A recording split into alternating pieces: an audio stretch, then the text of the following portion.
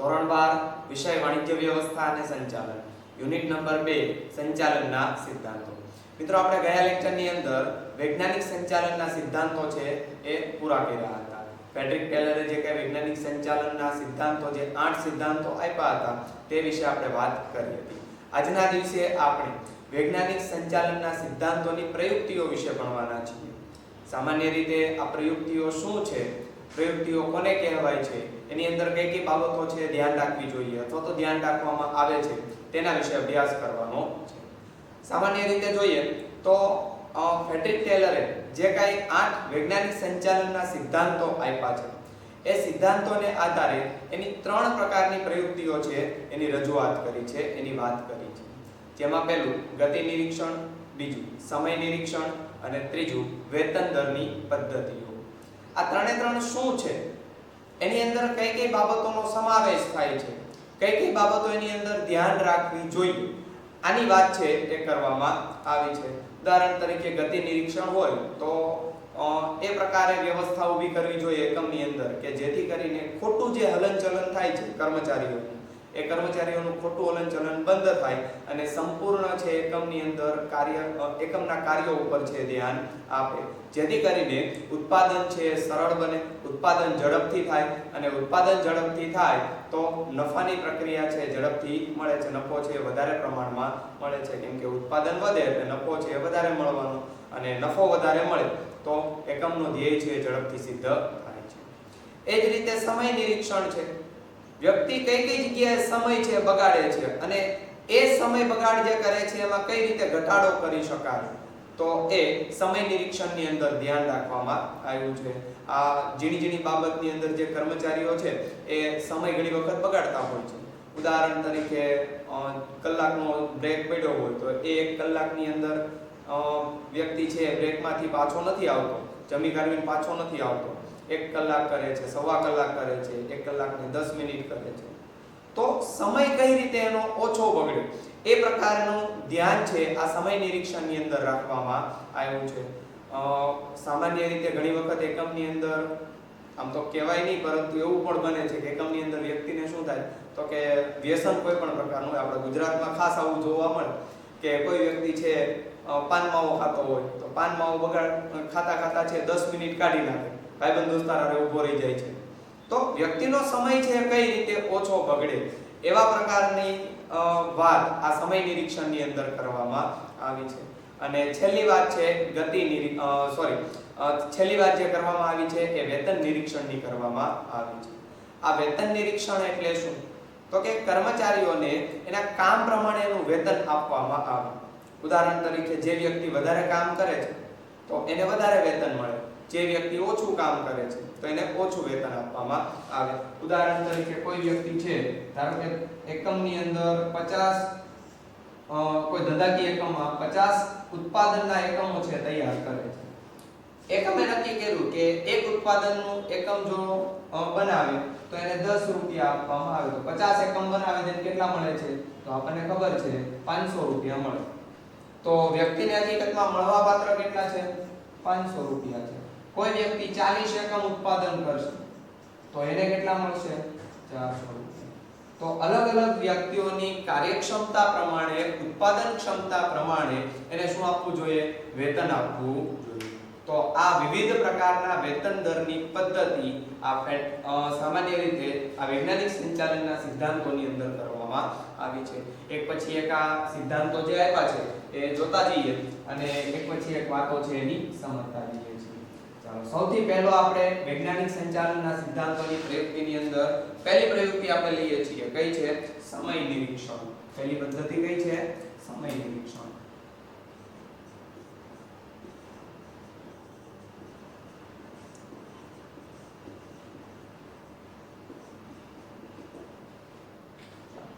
સૌથી પહેલા તો આપણે એ સમજવું પડે કે સમય નિરીક્ષણ એટલે શું, એટલે એનો શું જાણવું પડે તો કે અર્થ જાણવો પડે। શું જાણવો પડે તો કે અર્થ। તો અહીંયા હેડિંગ બાંધું છું અર્થનો, શેનો બાંધું છું અર્થનો।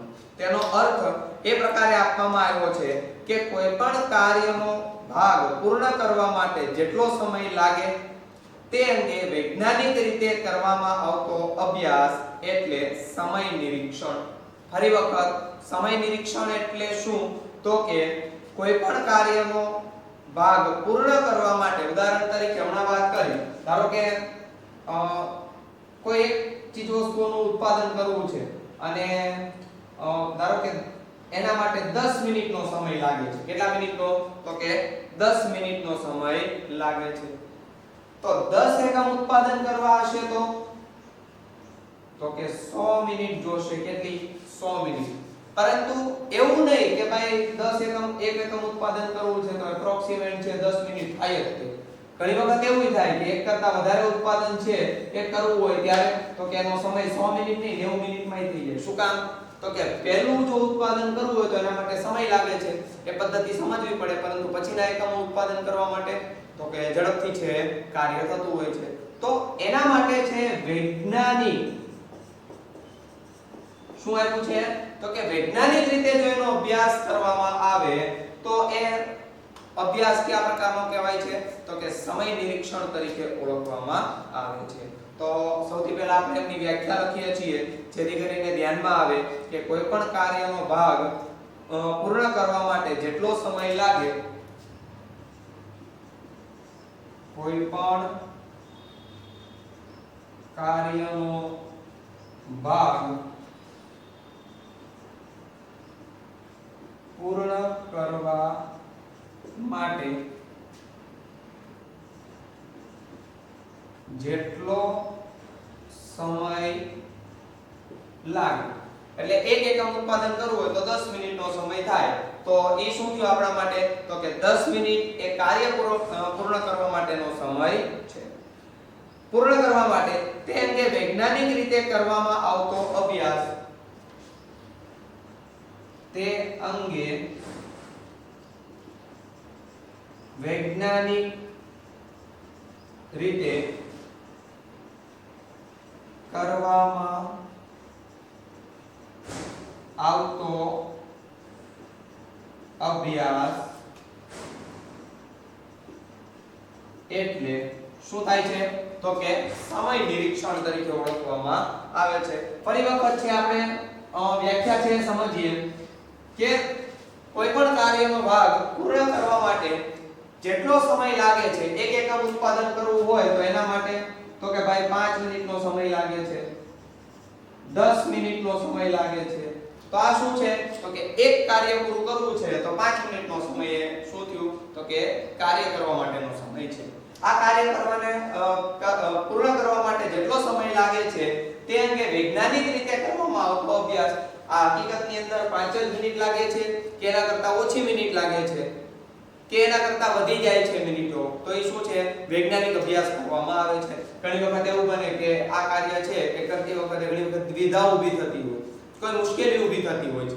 તો આ મુશ્કેલી ઊભી થાય છે એના માટે તો કે 2 મિનિટ બીજી બગડે છે, તો એ કાર્ય પૂર્ણ કરવામાં કેટલો સમય લાગ્યો? તો કે 7 મિનિટનો સમય લાગે છે. તો વૈજ્ઞાનિક રીતે જે અભ્યાસ કરવામાં આવે છે કોઈ પણ કાર્યને પૂર્ણ કરવા માટેનો, તો એને સમય નિરીક્ષણ તરીકે ઓળખવામાં આવે છે. આ કાર્ય કરવા માટે સામાન્ય સંજોગોમાં જે સમય નક્કી કરવામાં આવે છે તેને પ્રમાણ સમય તરીકે ઓળખવામાં આવે છે. તો બીજી વ્યાખ્યા અહીં આપેલી છે. પ્રમાણ સમય એટલે શું? હેડિંગ બાંધીએ છીએ.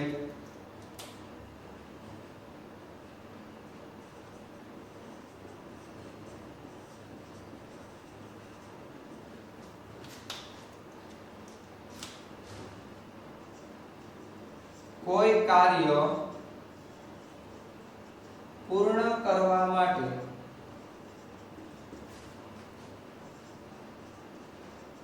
જેટલો સમય લાગે તે સમયને શું કહેવામાં આવે છે? પ્રમાણ સમય કહે છે.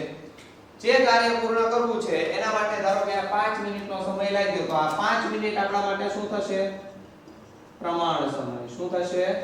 પ્રમાણ સમય. સમય 10 મિનિટ થતી હોય તો 10 મિનિટ એ આપણા માટે શું થશે પ્રમાણ સમય તરીકે ઓળખવામાં આવે છે એટલે કોઈ કાર્ય પૂર્ણ કરવા માટે જેટલો સમય લાગે છે તે સમયને પ્રમાણ સમય તરીકે ઓળખવામાં આવે છે ટેલરના મત અનુસાર એટલે જે ફ્રેડરિક ટેલરે વૈજ્ઞાનિક સંચાલનના સિદ્ધાંતોની રજૂઆત કરી એ સિદ્ધાંતો અનુસાર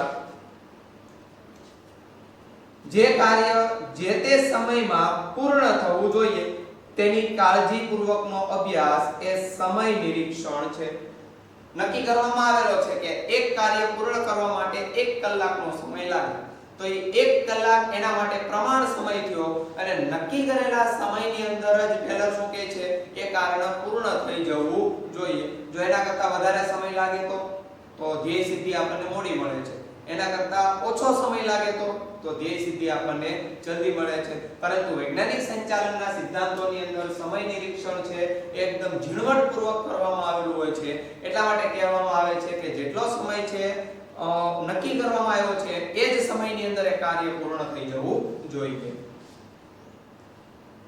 ઉત્પાદનના સાધનોનો ઇષ્ટતમ ઉપયોગ કરવાની દિશામાં તથા સમયસર લક્ષ્યાંકો સિદ્ધ કરવા માટે સમય નિરીક્ષણ ઉપયોગી છે સમય નિરીક્ષણ કોના માટે ઉપયોગી છે તો અહીં આપણે લખીએ છીએ ઉપયોગી કોના માટે ઉપયોગી છે તો બે બાબતો આની અંદર છે ખાસ ટિક માર્ક કરજો પહેલું સાધનોનો ઇષ્ટતમ ઉપયોગ સાધનોનો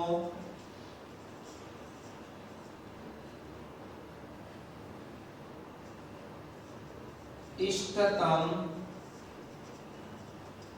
ઉપયોગ સૌથી પહેલી વાત કઈ કરી છે સાધનોનો ઇષ્ટતમ ઉપયોગ થવો જોઈએ એના માટે શું અગત્યનું છે તો કે સમય નિરીક્ષણ અગત્યનું છે બીજી વાત કરેલી છે સમયસર લક્ષ્યાંકો સિદ્ધ કરવા માટે આ પહેલો લક્ષ્યાંક પહેલી બાબત આ બીજી બાબત સમયસર લક્ષ્યાંકો સિદ્ધ કરવા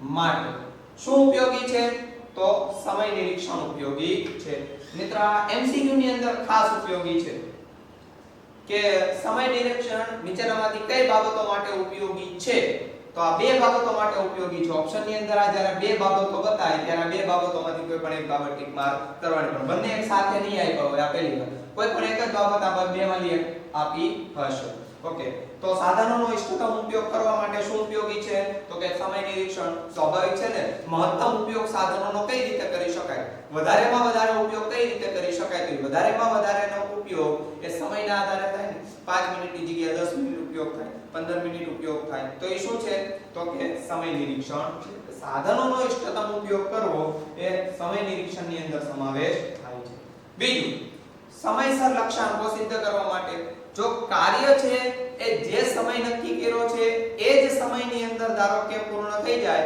તો લક્ષ્યાંક આપણને ઝડપથી પ્રાપ્ત થાય પરંતુ જે સમય નક્કી કર્યો છે એ સમયમાં પૂર્ણ ન થાય તો લક્ષ્યાંક આપણને મોડો મળે છે અથવા તો આપણી જે ધ્યેય છે એ મોડું છે પ્રાપ્ત થાય છે તો એવું ન થાય એટલા માટે સમય નિરીક્ષણ છે કરવામાં આવે છે તો એક વાક્ય મારે અહીંયા લખવું ઘટે એક વાક્ય છે હું લીલીબેન થી લખું છું ખાસ ધ્યાન આપજો જેટલો સમય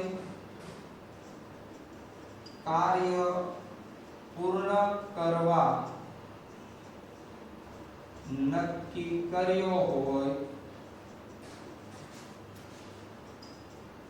તે જ સમયમાં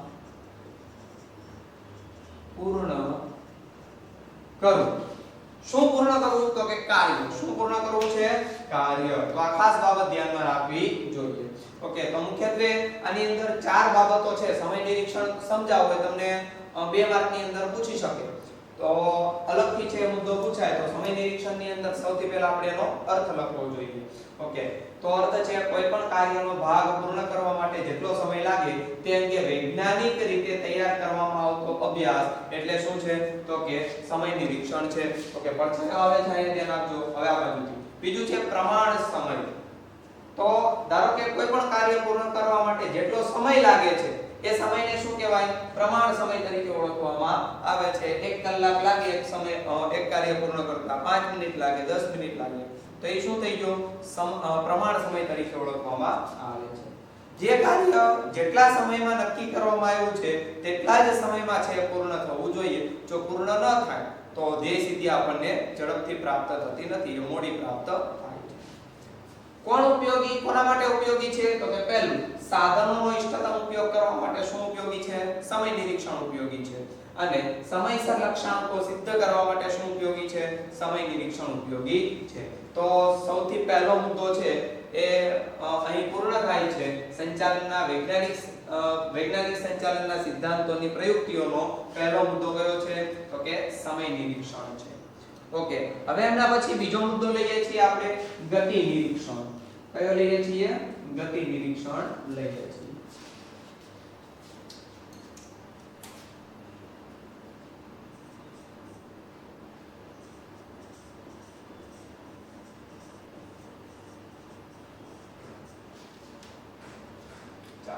ગતિ નિરીક્ષણ એટલે શું? તો સૌથી પહેલા આપણે એની શું લખવી પડે?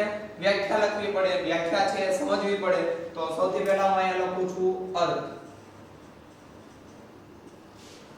તો સામાન્ય રીતે ગતિ નિરીક્ષણ એટલે બિનજરૂરી ખોટી દિશામાં થતા બિનકાર્યક્ષમ હલનચલનમાંથી ઉદ્ભવતા બગાડને દૂર કરવાની પદ્ધતિ. એટલે શું કહેવાય? ગતિ નિરીક્ષણ કહેવાય. ફરી વખત, ગતિ નિરીક્ષણ એટલે બિનજરૂરી ખોટી દિશામાં થતા બિનકાર્યક્ષમ હલનચલનમાંથી બિનજરૂરી ખોટી દિશામાં થતા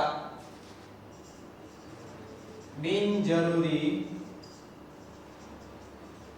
ખોટી દિશામાં થતા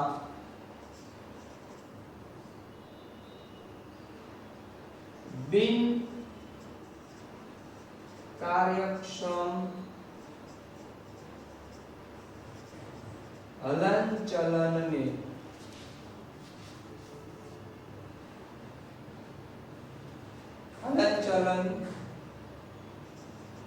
માંથી ઉદ્ભવતા બગાડને, ચાલો એટલી બાબત આપણે સમજીએ છીએ. બિનજરૂરી ખોટી દિશામાં થતા બિનકાર્યક્ષમ હલનચલનને, ઉદાહરણ તરીકે હું કોઈ જગ્યાએ કાર્ય કરું છું. હવે એ કાર્ય કરવા માટે મને 1 કલાકનો સમય આપ્યો છે. એટલે શું થઈ ગયું? સમય નિરીક્ષણ થઈ ગયું. ઓકે, 1 કલાકનો પ્રમાણ સમય મને કેટલો આપ્યો છે? 1 કલાકનો આપ્યો છે. પરંતુ મારે એ કાર્ય પૂર્ણ કરવા માટે 1.5 કલાક થઈ. કેટલી થઈ? 1.5 કલાક થઈ. તો સૌથી પહેલી વાત, મારી ઝડપ વધારવી પડશે. અને બીજી અગત્યની વાત, હું ખોટે ખોટું જે હલનચલન કરું છું, ઉદાહરણ તરીકે વારા ઘડીએ 10-10 મિનિટે પાણી પીવા જાવ, તો ગતિ કેવી થઈ જાય? કામ કરવાની ધીમી થઈ જશે. તો એક પ્રકારનું શું છે? ખોટું હલનચલન છે. જેમ કે કાર્ય કરવાનું છે, પૂર્ણ કરવાનું છે, તો ક્રમશઃ હંમેશા કાર્ય છે પૂર્ણ થવું જોઈએ. ઉદાહરણ તરીકે પહેલા સ્ટેપની અંદર ચીજવસ્તુનો કાચો માલ સામાન જાય, પછી તો કે બધી વસ્તુ ફિટ થાય છે. એ ફિટ થયા પછી ચીજવસ્તુઓ છે તૈયાર થઈને બહાર આવે. તો કાચો માલ સામાન નાખ્યો એ પછી મારે સીધું ત્યાં ન જોવાય ભાઈ માલ સામાન તૈયાર થઈ ગયો કે નહીં. એના માટે જે વચ્ચેનું સ્ટેપ છે એ મારે પહેલા પૂર્ણ કરવું પડે, તો જ હું ત્યાં જોઈ શકું, નતર જઈ શકું નહીં. તો પહેલા કાચો માલ સામાન નાખીએ છીએ, એના પછી બીજું સ્ટેપ છે તૈયાર થાય છે. તૈયાર થયું કે નહીં એને ત્રીજા સ્ટેપની અંદર તો કે બહાર આવે છે, અથવા તો ચીજવસ્તુઓ છે શું થાય છે? તૈયાર થાય છે. તૈયાર સ્વરૂપ બહાર આવે છે કે નહીં એ મારે છેલ્લું સ્ટેપ છે. તો પહેલા સ્ટેપની અંદર જે હું પહોંચ્યો નથી, છેલ્લું સ્ટેપ જોવા જાવ તો એટલો સમય શું થઈ ગયો? બગડી ગયો. અને એ સમય બગડ્યો એટલે સમય નિરીક્ષણની અંદર ધ્યાન આપવામાં આવે છે. પરંતુ કાર્યની ઝડપ છે ઘટી ગઈ એટલે શેમાં ધ્યાન આપવાશે? તો કે ગતિ નિરીક્ષણની અંદર ધ્યાન આપવામાં આવશે. એટલે હું જે ખોટે ખોટું હલનચલન કરું છું, બિનકાર્યક્ષમ હલનચલન કરું છું, હકીકતમાં મારે જરૂર નથી, અને છતાં હું શું કરું છું? તો કે હલનચલન કરું છું. એ કેવું છે? તો કે ખોટે ખોટું હલનચલન છે. એ ખોટે ખોટું હલનચલનને કારણે જે કાંઈ બગાડ ઉદ્ભવે છે એ બગાડને દૂર કરવાના કાર્યને અથવા તો દૂર કરવાની પદ્ધતિને શું કહેવાય છે? તો આખું લખીએ છીએ ગતિ નિરીક્ષણ કહે છે. શું કહેવાય છે? ગતિ નિરીક્ષણ તરીકે ઓળખવામાં આવે છે. કામદાર કાર્ય સમયે જે હલનચલન કરે છે તેનો જો ધ્યાનપૂર્વક અભ્યાસ કરવામાં આવે તો હલનચલનની ખોટી પ્રક્રિયા દૂર કરી કામદારોનો ઔદ્યોગિક થાક દૂર કરી શકાય છે. જે ખોટી હલનચલન થતી હોય, ઘણા લોકો નથી કહેતા કે આ કંપનીમાંથી કામ કરીને છે આવીને થાકી જાય છે, બહુ થાકી જાય, અને ઘણા લોકો તો કે થાકતા જ નથી. તો એ શું છે? તો કે ગતિ નિરીક્ષણનો અભ્યાસ કર્યો છે. એકમની અંદર જે ખોટું હલનચલન થાય છે એ કઈ રીતે દૂર કરી શકાય, એ દૂર કરી કાર્યક્ષમતા છે વધારવી જોઈએ, જેને કારણે થાક કર્મચારીને ઓછો લાગે છે. ઘણી વખત ઔદ્યોગિક થાક છે વધારે લાગતો હોય છે. કામ કરી બિચારો મારો દીકરો છે થાકી ગયો છે, મારો ભાઈ છે થાકી જાય છે. તો એ શું છે? ગતિ નિરીક્ષણ છે. ગતિ નિરીક્ષણનો અભ્યાસ થયેલો હોતો નથી. જો એનો અભ્યાસ કરવામાં આવે ને ખોટી હલનચલન દૂર કરવામાં આવે તો ઔદ્યોગિક થાક આપણો શું થઈ જાય? કર્મચારીઓ કે આપણો એ બધાનો છે દૂર થતો જોવા મળે છે. તેમજ ઉત્પાદકતામાં પણ વધારો કરી શકાય છે. હલનચલન ખોટી કરે છે તો 5 જ એકમ ઉત્પાદન થાય છે, પરંતુ જો ગતિ નિરીક્ષણ કરવામાં આવે ને ખોટી હલનચલન દૂર કરવામાં આવે તો કે 7 એકમો ઉત્પાદન થાય છે. તો આ 7 એકમો છે ઉત્પાદન થઈ શકે છે. એટલે ઝડપથી છે ઉત્પાદન પ્રક્રિયા થતી જોવા મળે છે. ગતિ નિરીક્ષણનો મુખ્ય ઉદ્દેશ શ્રમના લઘુત્તમ બગાડની પદ્ધતિ માટે યોજના શોધવાનો અને તેનો અમલ કરવાનો છે. આનો ઉપયોગ શેમાં થાય છે? તો જેમ આનો ઉપયોગ છે સમય નિરીક્ષણનો, એમ આનો ઉપયોગ શેમાં થાય છે? તો બે બાબતમાં આનો ઉપયોગ થતો જોવા મળે છે. પહેલું, લઘુત્તમ બગાડની પદ્ધતિ માટે યોજના શોધવી શ્રમના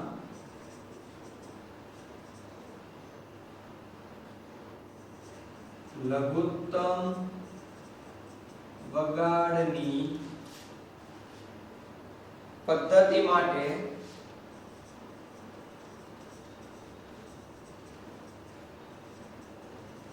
યોજના શોધવી. આ શ્રમના લઘુત્તમ બગાડની પદ્ધતિ માટે યોજના શોધવી એટલે તો કે જે કઈ શ્રમિકો છે શ્રમ કાર્ય કરતી વખતે બગાડ કઈ રીતે ઓછો કરે તો એના માટેની કોઈ પદ્ધતિ ગોતવી એટલે શું કહેવાય? તો કે શ્રમના લઘુત્તમ બગાડની પદ્ધતિ. લઘુત્તમ એટલે ઓછું, શ્રમના એટલે શ્રમ કાર્ય ઓછું બગડે એના માટેની પદ્ધતિઓ છે, યોજનાઓ છે બનાવવી, એના માટેની નવી યોજનાઓ છે ગોતવી. અને બીજું આના અમલની, શ્રમના લઘુત્તમ બગાડની પદ્ધતિના અમલ માટે શું ઉપયોગી છે? તો કે ગતિ નિરીક્ષણ ઉપયોગી છે. ઓકે, તો મુખ્યત્વે બીજી જે સિદ્ધાંતોની પ્રયુક્તિઓ છે, વૈજ્ઞાનિક સંચાલનના સિદ્ધાંતોની પ્રયુક્તિ, એની અંદર બીજી કઈ છે? તો કે ગતિ નિરીક્ષણ. એ ગતિ નિરીક્ષણ છે એ પૂર્ણ થાય છે. ઓકે, હવે એમના પછી ત્રીજી બાબત અથવા તો ત્રીજી પ્રયુક્તિ કઈ છે? ભિન્ન વેતન દરની પદ્ધતિ.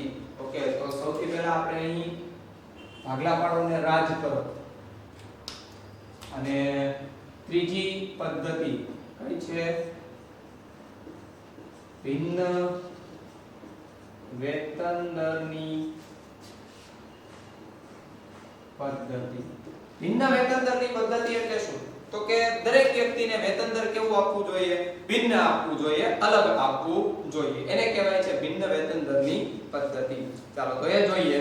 કામદારોને તેમના કામના સમયને આધારે વેતન સંબંધી ઉત્તેજન આપવાની પદ્ધતિ એટલે ભિન્ન વેતન દરની પદ્ધતિ. ચાલો એ ટિક માર્ક કરો વ્યાખ્યા. ફરી વખત છે વ્યાખ્યા આપણે લખીએ છીએ અહીં કે કામદારોને તેમના કામના સમયને આધારે વેતન સંબંધિત ઉત્તેજન આપવાની પદ્ધતિ.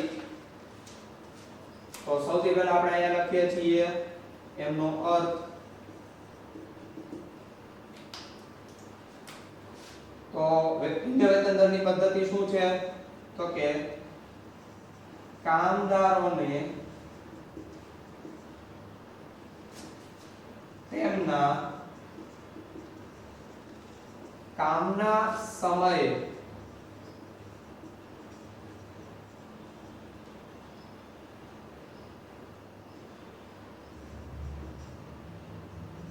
વેતન દર આગળ આપણે જોઈએ તો કામદારોને તેમના કામના સમયને આધારે વેતન સંબંધિત ઉત્તેજન આપવાની પદ્ધતિ. સમયે વેતન સંબંધિત ઉત્તેજન આપવાની પદ્ધતિને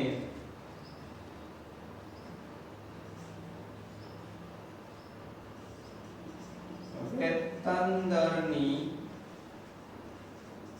પદ્ધતિ કહે છે. કામદારો જે કઈ કામ કરે છે એ કામના સમયે એને અલગ અલગ પ્રકારના વેતન આપવાની પદ્ધતિ, ઉત્તેજન આપવાની પદ્ધતિ છે. એ ઉત્તેજન મળે છે, જેમ કે જે વધુ કામ કરશે તો એને વધારે પગાર, જે ઓછું કામ કરે છે એને ઓછો પગાર. તો એ પ્રકારનું એક ઉત્તેજન આપવામાં આવે છે, જેથી કરીને કર્મચારીઓ શું કરે તો કે કામ વધારે કરે, અને કામ વધારે કરે તો ઝડપથી છે એ સંચાલનના ઝડપથી છે એકમના ધ્યેય છે સિદ્ધ થઈ શકે છે. જેમ કે પહેલા કર્મચારીઓ કામ નહોતા કરતા અને હવે કીધું જે વધારે કામ કરે એને વધારે પૈસા મળશે, તો બધા લોકો કામ કરશે તો ઉત્પાદન કેવું થાય? જલ્દી થાય છે. ઉત્પાદન જલ્દી થાય એટલે વેચાણ વધે, વેચાણ વધે એટલે એકમનો નફો વધે છે, અને એકમનો નફો વધે ધ્યેય સિદ્ધિ કેવી બને? ઝડપથી થાય છે અથવા તો સરળતાથી મળે છે. એટલે કામદારોને તેમના કામના સમયને આધારે વેતન સંબંધિત ઉત્તેજન આપવાની પદ્ધતિને વેતન દરની પદ્ધતિ તરીકે ઓળખવામાં આવે છે. માટે કામદારોને ઉત્તેજન આપવા માટે ટેલરે ઉત્તેજક વેતન પ્રથાની હિમાયત કરી છે. ટેલર એટલે કોણ? Frederick Taylor. શેની સામાન્ય રીતે ફ્રેડરિક ટેલરે છે એ શેની હિમાયત કરી છે તો કે ઉત્તેજક વેતન દરની. શેની આપી છે? ઉત્તેજક વેતન દરની. ટેલરે ઉત્તેજક વેતન દરની હિમાયત કરી છે. એટલે ટેલરે એવું કીધું કે ભાઈ આ એવા પ્રકારની વેતન દરની પદ્ધતિ હોવી જોઈએ કે જે કામદારોના કામને પ્રોત્સાહન કરે, એટલે એને ઉત્તેજના જગાવે અથવા તો એને ઉત્તેજક કરે છે કામ કરવા માટે. તો એવા પ્રકારની વેતન દરની પદ્ધતિ છે વિકસાવવાની એમણે નક્કી કર્યું છે. કારખાનામાં કામ કરતા દરેક કામદારની કાર્ય કરવાની ક્ષમતા અલગ અલગ હોય છે. આ હકીકતને ધ્યાનમાં રાખીને કાર્યક્ષમ કામદારોને વધુ ઉત્પાદનના સંદર્ભમાં વધુ વેતન મળવું જોઈએ અને ઓછી કાર્યક્ષમતાવાળા કામદારોને ઓછું વેતન મળવું જોઈએ. આ બાબતને ધ્યાને રાખીને ટેલરે ભિન્ન વેતન દરની પદ્ધતિ અસ્તિત્વમાં લાવ્યા છે. એટલે જે વ્યક્તિ કામ કરે છે એને વધારે વેતન, જે ઓછું કામ કરે છે એને ઓછું વેતન, ઈ પ્રકારની વેતન પદ્ધતિ છે એ કોણ લાવ્યું તો કે ફ્રેડરિક ટેલર ભાઈ લાવ્યા. તો અહીંયા આપણે ટૂંકમાં લખીએ છીએ કે વધુ કામ તો વધુ વેતન અને ઓછું કામ તો ઓછું વેતન. જે વધારે કામ કરે છે એને વધારે વેતન, જે ઓછું કામ કરે છે એમને ઓછું વેતન. આ પ્રકારની પદ્ધતિ છે એ કોણ લાવ્યું? ફ્રેડરિક ટેલર છે લાવ્યા, અને ભિન્ન વેતન દરની પદ્ધતિ છે એમણે રજૂઆત કરી. ઓકે, તો મુખ્યત્વે 3 પ્રકારની સંચાલનના સિદ્ધાંતોની પ્રવૃત્તિઓ છે જે તમારી સમક્ષ છે. પહેલું છે સમય નિરીક્ષણ, બીજું છે ગતિ નિરીક્ષણ, અને ત્રીજું છે ભિન્ન વેતન દરની પદ્ધતિઓ. તો 3 બાબત છે તમારી સમક્ષ રજૂ છે. સૌથી પહેલા બોર્ડ વર્ક જે લખ્યું છે એ બોર્ડ વર્ક તમે લખી નાખો.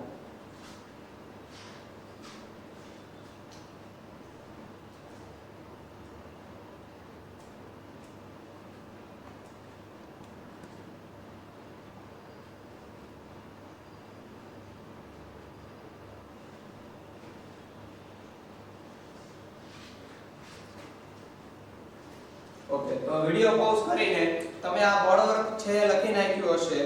હવે પછી આપણે હેનરી ફેયરલે વૈજ્ઞાનિક સંચાલનના જે કાંઈ સિદ્ધાંતો રજૂ કરેલા છે એ સિદ્ધાંતો કયા પ્રકારના છે, કેટલા છે એના વિશે આપણે વાત કરવાના છીએ.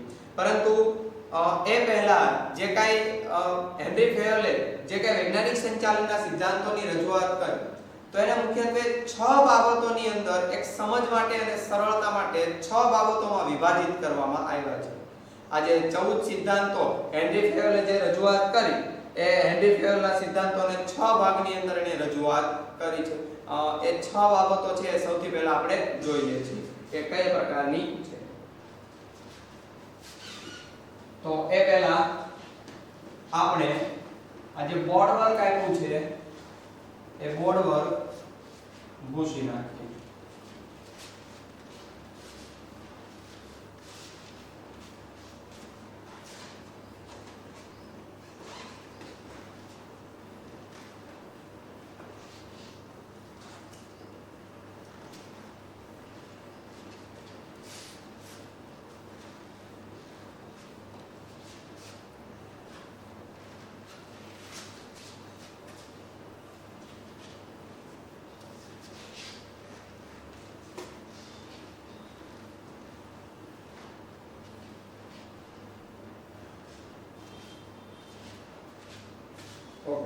સૌથી પહેલા આપણે સમજીએ છીએ કે હેનરી ફેવલે સંચાલનના સિદ્ધાંતો છે એ કયા પ્રકારના રજૂ કર્યા.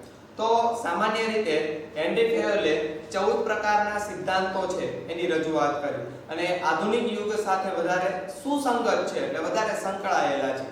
એમણે જે 14 સિદ્ધાંતો રજૂ કર્યા એમાં અલગ અલગ સિદ્ધાંતો કઈ રીતે કામ કરે છે એના માટે શું હોવું જોઈએ તે બધી બાબતો હમણાં આવે ત્યારે આપણે સમજીએ છીએ. પરંતુ આ 14 સિદ્ધાંતો સમજવા માટે એને ટેકનિકલી રીતે 6 ભાગની અંદર વિભાજિત કરવામાં આવ્યા છે. ઉદાહરણ તરીકે ટેકનિકલ બાબત હોય તો એ યંત્ર બાબત હોય છે અથવા તો યંત્રને લગતી બાબતોનો સમાવેશ થાય છે. તો વાણિજ્યિક બાબત હોય તો ખરીદ વેચાણને લગતી સમાવેશ થાય છે. તો આ જે સિદ્ધાંતો છે એની કેટલીક વહેંચણી કરી છે, જે 6 બાબતોની અંદર વહેંચણી કરી છે એ 6 બાબતો સૌથી પહેલા આપણે જોઈએ છીએ. ઓકે, સંચાલનના સિદ્ધાંતો રજૂ કરનાર હેનરી ફેવલે એક ફ્રેન્ચ એન્જિનિયર અને ઉદ્યોગપતિ હતા. સૌથી પહેલા ટિક માર્ક કરો. હેનરી ફેવલ કોણ હતા? તો કે ફ્રેન્ચ એન્જિનિયર હતા.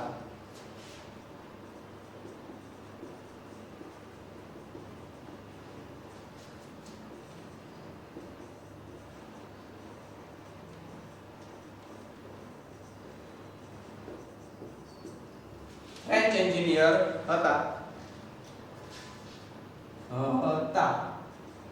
અને સાથે ને સાથે શું હતા? તો કે ઉદ્યોગપતિ હતા. શું હતા? તો કે ઉદ્યોગપતિ હતા. ઈસવીસન 1916 માં તેમણે પોતાના પુસ્તક, હવે એમણે એક પુસ્તક રજૂ કર્યું છે. કોણે? તો કે હેનરી ફેવલ. કયું પુસ્તક રજૂ કર્યું? તો કે ઔદ્યોગિક અને સામાન્ય સંચાલનના સિદ્ધાંતો. આ એક પુસ્તક રજૂ કર્યું છે. પુસ્તકનું નામ શું છે? ઔદ્યોગિક અને સામાન્ય સંચાલન. ઔદ્યોગિક અને સામાન્ય સંચાલન. આ નામનું એક એમણે શું કર્યું છે? પુસ્તક છે એની રજૂઆત કરી છે. અને એ પુસ્તક ની અંદર અલગ અલગ પ્રકારના સિદ્ધાંતો છે એ રજૂ કરવામાં આવ્યા છે. હેનરી ફેવલે ઔદ્યોગિક સાહસની વહીવટીની પ્રવૃત્તિઓને સિદ્ધાંતોને સમજવા માટે સરળતા અને સ્પષ્ટતા માટે 6 ભાગમાં વહેંચણી કરવામાં આવી છે. અલગ અલગ 6 ભાગમાં વહેંચ્યા છે. એ 6 ભાગને પહેલા આપણે જોઈએ છીએ. ઓકે, આ તમારી બુકની અંદર તમે નોટ ડાઉન કરી નાખ્યું હશે. આ 6 ભાગો કયા છે? તો એક પછી એક ભાગો આપણે લખતા જઈએ. જેની અંદર પહેલી બાબત આપેલી છે ટેકનિકલ પ્રવૃત્તિ. ઓકે, અહીંયા આપણે લખીએ છીએ એક બાબત ટેકનિકલ પ્રવૃત્તિ.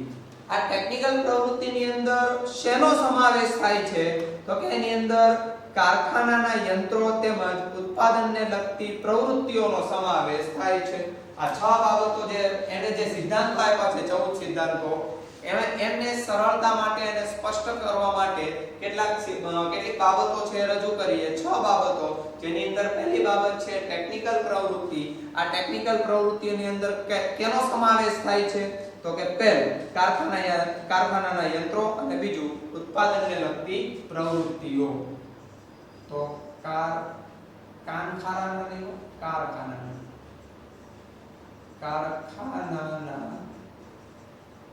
યંત્રો અને ઉત્પાદનને લગતી પ્રવૃત્તિનો બે બાબતનો સમાવેશ થાય છે ટેકનિકલ પ્રવૃત્તિની અંદર બે બાબતોનો સમાવેશ થાય છે કારખાનાના યંત્રો અને બીજું ઉત્પાદનને લગતી પ્રવૃત્તિ બે બાબતોનો સમાવેશ થાય છે બીજી બાબત આપી છે 6 ભાગની અંદરની પહેલી બાબત જોઈએ ટેકનિકલ બાબત બીજી બાબત આપી છે વાણિજ્ય પ્રવૃત્તિની અંદર સામાન્ય રીતે ખરીદ વેચાણ વિનિમય વગેરે પ્રવૃત્તિઓનો સમાવેશ થાય છે તો બીજી બાબત કઈ છે વાણિજ્ય પ્રવૃત્તિ જેની અંદર મુખ્યત્વે 3 બાબતોનો સમાવેશ થાય પહેલું ખરીદ બીજું વેચાણ અને ત્રીજું વિનિમયનો સમાવેશ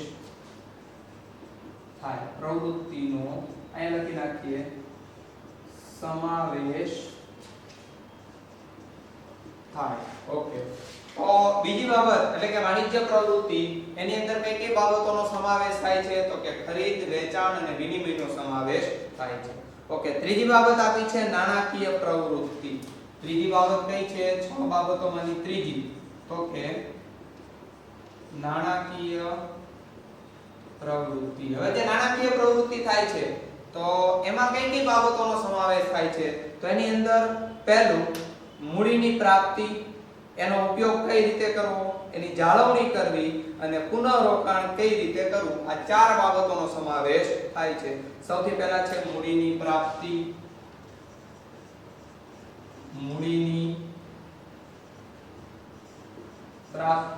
બીજું આપ્યું છે એનો ઉપયોગ તો આખો આપણે લખતા નથી સીધું કરીએ છીએ એનો ઉપયોગ એક પછી એક બાબત સમજીએ મૂડી ક્યાંથી આપણે પ્રાપ્ત કરશું કેવી રીતે પ્રાપ્ત કરશું એ પ્રાપ્ત થઈ ગયા પછી એનો ઉપયોગ આપણે કઈ રીતે કરશું તો આ બાબતનો સમાવેશ થાય છે ત્રીજી બાબત આપેલી છે એની જાળવણી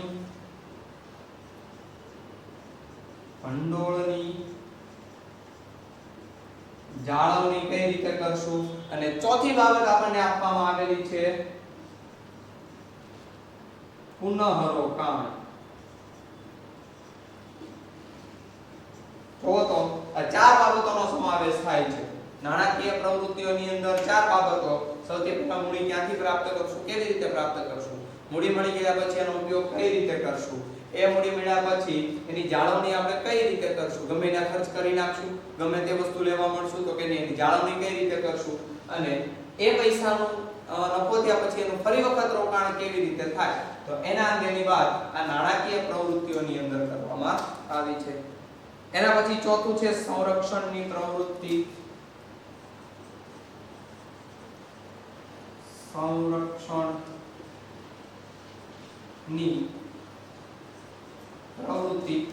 તો કોનું સંરક્ષણ થવું જોઈએ તો કે કર્મચારીઓની સલામતી હોવી જોઈએ મિલકતોની સલામતી હોવી જોઈએ તેનું સંરક્ષણ થવું જોઈએ માલ સામાનને લગતી સલામતી હોવી જોઈએ અલગ અલગ પ્રકારની સલામતી હોવી જોઈએ જેમાં પહેલું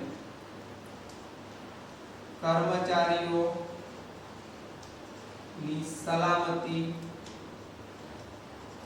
કર્મચારીઓ છે એનું રક્ષણ કઈ રીતે કરી શકાય એમાં સલામતીમાં શું આવશે તો કે એના નોકરી છે કેટલા સમય સુધી રહેશે એ સલામતી હોવી જોઈએ એને આર્થિક સલામતી છે હોવી જોઈએ કર્મચારીઓ છે એને કોઈ પણ પ્રકારનું એકમની અંદર નુકસાન ન થાય તો એના માટેની સલામતી હોવી જોઈએ તો કર્મચારીઓને લગતી સલામતી દરેક પ્રકારની હોવી જોઈએ બીજું આવ્યું છે મિલકતોની સલામતી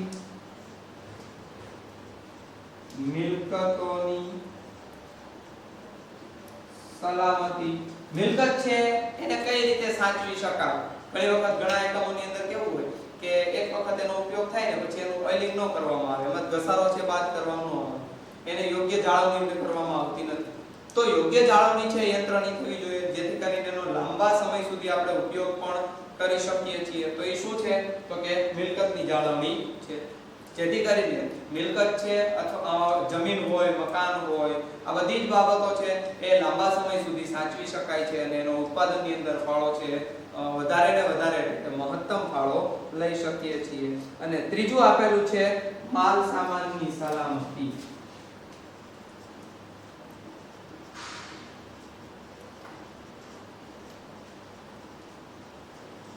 આ માલ સામાનની સલામતી એટલે શું?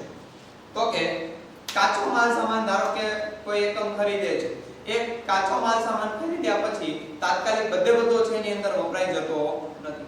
એના અમુક ટકા હિસ્સો છે એક મહિનાની અંદર, બીજા મહિનાની અંદર, એ રીતે છે ક્રમશઃ શું થાય એનો ઉપયોગ થાય છે. તો એ ત્યાં સુધી એને સાચવવો પડે છે. ઘણી વખત સ્ટીલની કે લોખંડની વસ્તુ હોય તો કાટ ન લાગી જાય. ઘણી વખત કાચો માલ સામાન એવા પ્રકારનો આવી જાય કે બગડી જતો હોય, તો એ બગડી ન જાય, એ સલામત રહે એટલે એની શું કરવી પડે? જાળવણી કરવી પડે છે. એટલે સલામતી છે એની રાખવી પડે, એનું સંરક્ષણ કરવું પડે છે. ચીજ વસ્તુઓ ઉત્પાદન થઈ ગયા પછી પણ એની સલામતી જરૂરી બને છે. પેકિંગ એ પ્રકારનું હોય તો ઘણી વખત માલ સામાન બગડી જાય. ઘણી વખત છે માલ સામાન હવાઈ જતો, ખાણીપીણીની ચીજ વસ્તુ હોય તો શું થઈ જાય? હવાઈ જાય છે. કોઈ એકમ છે એ ચીજ વસ્તુનું ઉત્પાદન કરે છે તો ગોડાઉનની અંદર છે નથી રાખતો. જો ગોડાઉનની અંદર રાખે તો એને કોઈ પ્રકારનું નુકસાન થતું નથી. તો એવા પ્રકારની સલામતી છે એ હોવી જોઈએ. એટલે ચોથું છે સંરક્ષણ, જેની અંદર 3 પ્રકારની: કર્મચારીઓને લગતી સલામતી, બીજું માલ સામાનને લગતી સલામતી અને ત્રીજું મિલકતોને લગતી સલામતી. પાંચમી બાબત હિસાબી પ્રવૃત્તિ. પાંચમી બાબત કઈ છે? હિસાબી પ્રવૃત્તિ. હિસાબી પ્રવૃત્તિની અંદર દરેક બાબતનો સમાવેશ થઈ જાય. હિસાબને લગતું હોય, જેમાં નાણાકીય હિસાબના પત્રકો તેમજ જરૂરી આંકડાકીય માહિતી મેળવવાની પ્રવૃત્તિઓનો સમાવેશ થાય છે. તો કઈ બાબતો? તો એની અંદર સૌથી પહેલું આપેલું છે કે નાણાકીય હિસાબોના પત્રકો. નાણાકીય હિસાબોના પત્રકો. એકાઉન્ટની અંદર તમે ખૂબ સારી રીતે નાણાકીય હિસાબોના પત્રકો છે એ શીખો છો. નાણાકીય હિસાબોના પત્રકો કેટલા છે, કયા કયા છે, તો તમે એની અંદર ભણો પણ છો. તો નાણાકીય હિસાબોના પત્રકો છે એ સાચવવા જોઈએ. એ પ્રવૃત્તિ છે એ વ્યક્તિ જેને સોંપવામાં આવ્યું છે એ કાર્ય વ્યવસ્થિત રીતે થવું જોઈએ. જો આ કાર્ય વ્યવસ્થિત રીતે ન થાય તો ગમે એટલા ગોટાળા છે એની અંદર થઈ શકે. એવું ન થાય તો એટલા માટે એ કાર્ય વ્યવસ્થિત થવું જોઈએ. ઓકે, તો નાણાકીય હિસાબોના પત્રકો છે એની જાળવણી થવી જોઈએ. એના પછી આંકડાકીય માહિતી મેળવવાની પ્રવૃત્તિ. આંકડાકીય માહિતી મેળવવાની પ્રવૃત્તિ. હિસાબો ન મળે ઘણી વખત એવું થતું હોય. આપણે નથી કરતા વાર્ષિક હિસાબ છે ભણતા હોય એકાઉન્ટની અંદર, તો એની અંદર છે હિસાબ જ ન મળે. છેલ્લો જવાબ જ નથી આવતો. કેમ? તો આપણને આવડતું નથી, આપણે એ સાચી પદ્ધતિ જાણતા નથી. તો જે વ્યક્તિ હિસાબ કરે છે એ આંકડાકીય માહિતી છે એ મેળવણી કરે છે. જેમ કે 5 લાખનો કાચો માલ સામાન લાવ્યા, એક એકમની કિંમત 10 રૂપિયા હોય તો કેટલા આવે એકમ? 50,000 એકમો આવે ને. તો એ આંકડાકીય માહિતી શું કરી? એનો મેળ કર્યો છે. એ તો કે મેળવવાનો પ્રયત્ન કર્યો છે. તો એ મેળવવાની પ્રવૃત્તિ, એના માટેનો ખર્ચ, એના માટેનું વાહન ભાડું કેટલું થયું, એ બધા જ પ્રકારના જે આંકડાકીય માહિતી છે એ મેળવવી એ કેની અંદર સમાવેશ થાય છે? તો કે હિસાબી પ્રવૃત્તિમાં સમાવેશ થાય છે. છેલ્લી અને છઠ્ઠી પ્રવૃત્તિ કઈ છે? તો કે સંચાલકીય પ્રવૃત્તિ.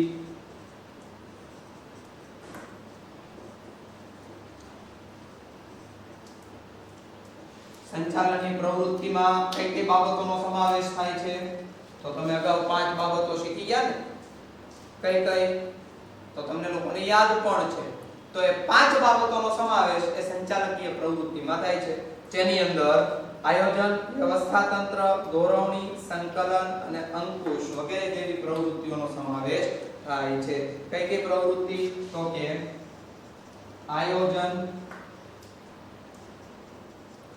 વ્યવસ્થા તંત્ર, કર્મચારી વ્યવસ્થા નથી પરંતુ શું છે? દોરવણી, સંકલન અને છેલ્લું કાર્ય કયું? તો કે અંકુશ. અંકુશના કાર્યનો સમાવેશ થાય છે. તો આયોજન કઈ રીતે કરવું, વ્યવસ્થા તંત્ર કઈ રીતે કરવું, દોરવણી કઈ રીતે આપવી, સંકલન કઈ રીતે જાળવવું જોઈએ, અંકુશ કઈ રીતે રાખવું, તો આ બધી જ પ્રવૃત્તિઓ તો કે આ સંચાલકીય પ્રવૃત્તિઓની અંદર સમાવેશ થાય છે. ઓકે, તો મુખ્યત્વે આ જે બાબતો 6 બાબતો આપી છે એ જે કાઈ સિદ્ધાંતો આપ્યા છે, આ સિદ્ધાંતો કોણે રજૂ કર્યા? તો કે હેનરી ફેયોલે. આ હેનરી ફેયોલે જે સિદ્ધાંતો આપ્યા છે એ સિદ્ધાંતોને આધારે 6 બાબતો છે તારવવામાં આવી છે અને અલગ અલગ ભાગોની અંદર વિભાજિત કરવામાં આવી છે, અલગ અલગ પ્રવૃત્તિઓને. અને એ પ્રવૃત્તિઓમાં કઈ કઈ બાબતોનો સમાવેશ થાય છે તેના અંગેની છે. એટલે જો આપણે અહીંયા હેડિંગ આપવું હોય તો આપી શકીએ છીએ. અહીંયા આવે છે પ્રવૃત્તિ અને અહીંયા આવે છે સમાવેશ થતી બાબતો, જે તમને પુસ્તકમાં નથી આપી પણ અલગ અલગ પ્રવૃત્તિઓની અંદર વિભાજિત કરવામાં આવી છે. હેનરી ફેયોલે જે સિદ્ધાંતો આપ્યા અને એની અંદર કઈ કઈ બાબતોનો સમાવેશ થાય તો એ તમારી સમક્ષ છે. ઓકે, વિડિયો પોઝ કરીને સૌથી પહેલા લખી નાખો. ઓકે, વિડિયો પોઝ કરીને તમે આ વસ્તુ લખી નાખી હશે. તમને લોકોને ધ્યાનમાં આવશે કે આ પ્રશ્ન છે 1 માર્કમાં અને MCQ ની અંદર વધારે પૂછાય છે. ઉદાહરણ તરીકે નાણાકીય પ્રવૃત્તિઓમાં નીચેનામાંથી કોનો સમાવેશ થતો નથી? વેચાણ, મૂડીની પ્રાપ્તિ, મૂડીની ઉપયોગિતા કે મૂડી ભંડોળની જાળવણી. તો કોનો સમાવેશ નથી થતો? તો કે વેચાણનો. શું કામ? તો કે વેચાણ છે કોની પ્રવૃત્તિ છે? વાણિજ્યની અંદર સમાવેશ થાય છે. તો એ નાણાકીય પ્રવૃત્તિમાં સમાવેશ થતો નથી. અથવા તો તમને એમ પૂછે કે ટેકનિકલ પ્રવૃત્તિમાં હેનરી ફેયોલે જે સિદ્ધાંતો રજૂ કર્યા એ સિદ્ધાંતોમાં ટેકનિકલ પ્રવૃત્તિની અંદર કઈ કઈ બાબતોનો સમાવેશ થાય છે? તો કે કારખાનાના યંત્રો અને ઉત્પાદનને લગતી પ્રવૃત્તિઓનો સમાવેશ થાય છે. તો એ બાબત આપણને 1 માર્ક અને MCQ ની અંદર છે વધારે પૂછાય છે. આજના દિવસે આપણે એટલું રાખીએ છીએ. હેનરી ફેયોલે જે સિદ્ધાંતોની રજૂઆત કરી એ 14 સિદ્ધાંતો આપણે નેક્સ્ટ લેક્ચરની અંદર છે જોશું. ત્યાં સુધી ઘરે રહો, સ્વસ્થ રહો. આભાર.